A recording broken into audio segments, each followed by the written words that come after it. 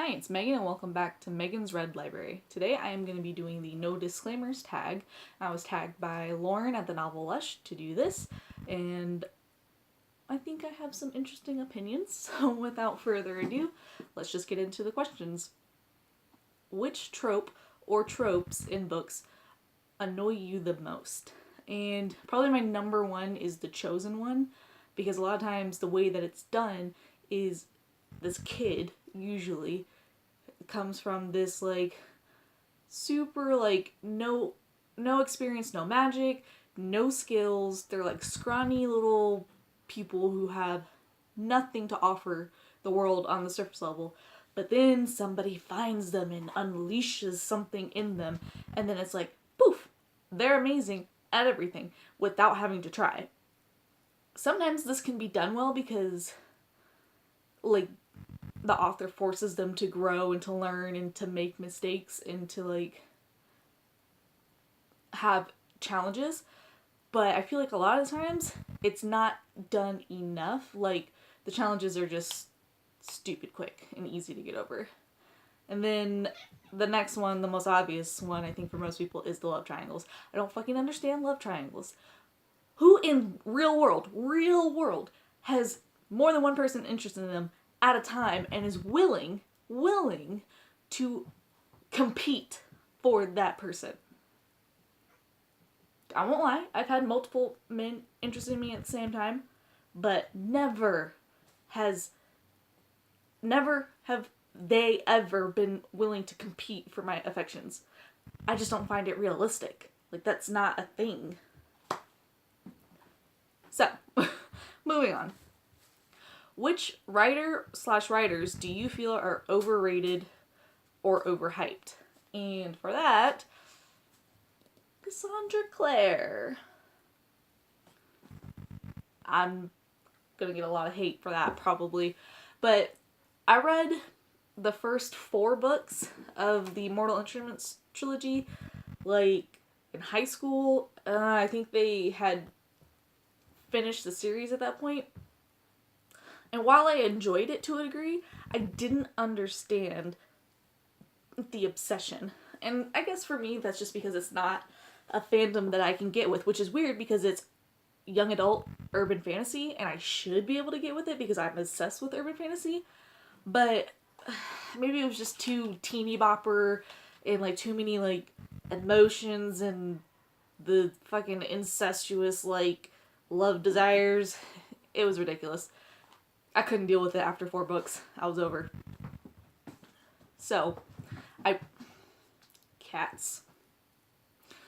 So yeah, I just haven't continued the series or any of her other series. What is your least favorite book or books you've read since joining BookTube? And this is a duology, which I feel like I'm also gonna get a lot of hate for, but this Savage Song duology, Our Dark Duet. I liked the concept. I was really rooting for the concept. And the first book I wasn't terribly upset with, but the second book just drove everything that I didn't like about the first book home in the second book. And like, if you don't know, in this world, if you kill somebody, no matter the reasoning or justification, you create a monster. And depending on the type of crime that you commit against that person, it creates a different type of monster. And like, I love that premise. But the thing that killed me was that it was just so holier than thou.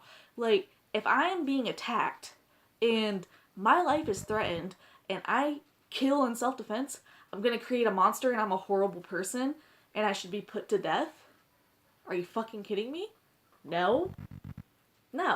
So, like, I just feel like the author didn't, Victoria Schwab, at least in her characters, didn't explore that, like, that very large gray area. If somebody's attacking you and you defend yourself and you kill them, or even by accident, like you randomly kill somebody by accident, like because you weren't paying attention.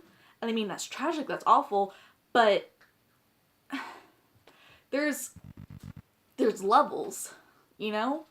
And I just feel like it was too black and white. And the world is not black and white. And that world is not black and white, but all the rules are black and white. So it pissed me off. I got so mad. Terrible ending that ruined an otherwise quality book. So I don't think this was a terrible ending. And this wasn't like the best book I ever read, but I was really enjoying it until the wrap up of it. And then I was just like, what did we just do here? I don't understand. And that was The Bone Witch. I talked about it in my TBR, and I really wanted to read the second one. And like I enjoyed this. I did. But the ending, the reveal of the villain, bad guy, and how she finds out and stuff was just like, there was no lead into that, in my opinion. I didn't see it. So they're trying to kill each other, apparently. But how T figured it out, and no, I just felt like it was rushed and there wasn't any context clues leading up to that. I mean, to who it would be. So either I got duped and I just like totally was not paying attention and I just don't like the ending, or like who the bad guy was, or I just don't think it was done very well. That's what it is. Which fictional character do you wish was not killed off? Okay, I love Nora Roberts. I love her. She's a prolific author, for one. I have like 4 bookshelves filled with her books. And I was so excited for this book because it was the first time she's ever really written something like this. It's a post-apocalyptic... You see, in reading this, you find out what causes the apocalypse. And then you follow the aftermath of it. And it's not written like any of her other books. Like, the feel is there for most of the book, but the structure of it is like completely different. And so for the most part, I really enjoyed this. It was weird because it wasn't 100% like her style that I was used to. But then, spoilers, when I put this down, I'm done with the spoilers. But she killed off the husband, like, of one of the main character. And it was so sudden, and it was stupid, and I didn't understand. And are you fucking kidding me? It was kind of foreshadowed, but it was just done in such a, like, a stupid way. And I loved him, and I loved the two of them together. And what the fuck was she thinking when she did this? I don't understand. And then she compounds it by making, or by, like, having the wife, the widower, fall in love. And, like, I saw that coming, but I was like, why?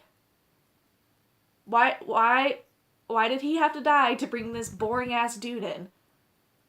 I don't get it. And the spoilers on that one. What are some bookish pet peeves? So when books in a series don't match, like their covers don't match, like they change it, or I can't find the copy of it, like, so cover changes, right? And then also when the heights, especially like with paperbacks, like these two, right? They're in a series, but there is a obvious height difference. Fucking pisses me off on my shelves. Makes me so mad. Alright.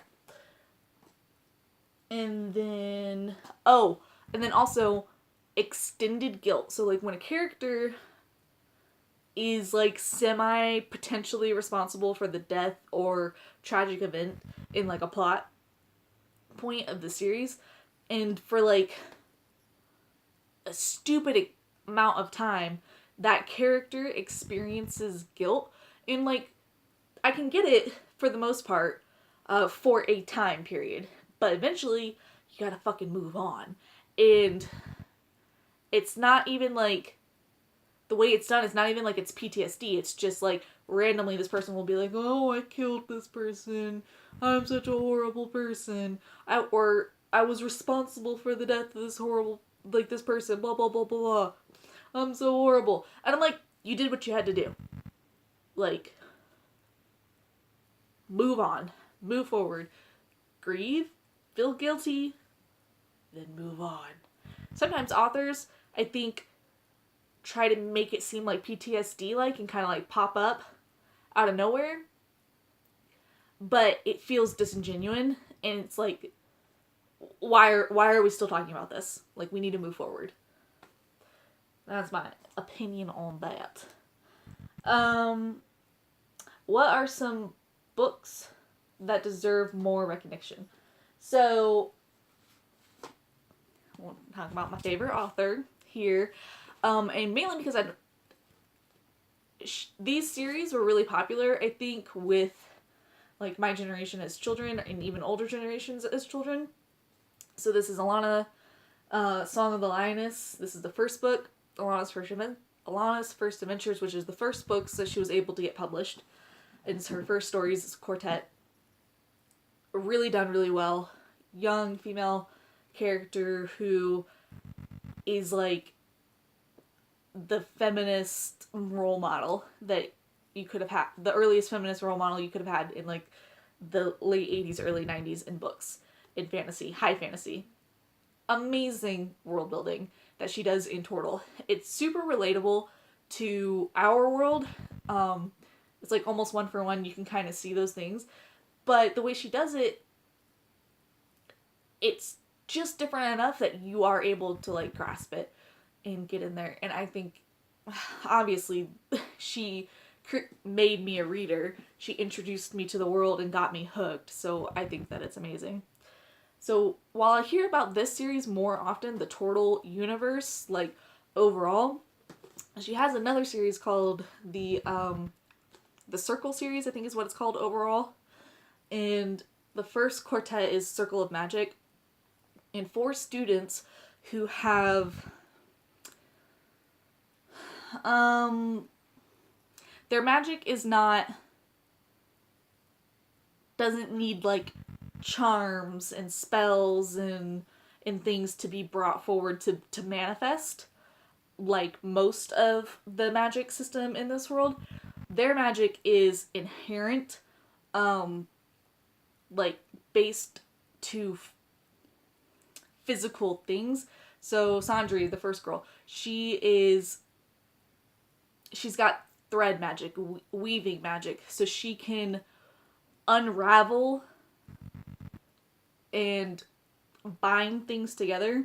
And at the end of this book, one of the things that happens is, never mind, that's spoilery, but it follows 4 young people, so three girls and a boy. It's multicultural. There is LGBTQ rep in some of the mentors, and it's just done really, really well. And each book is told from a different of the characters' perspective.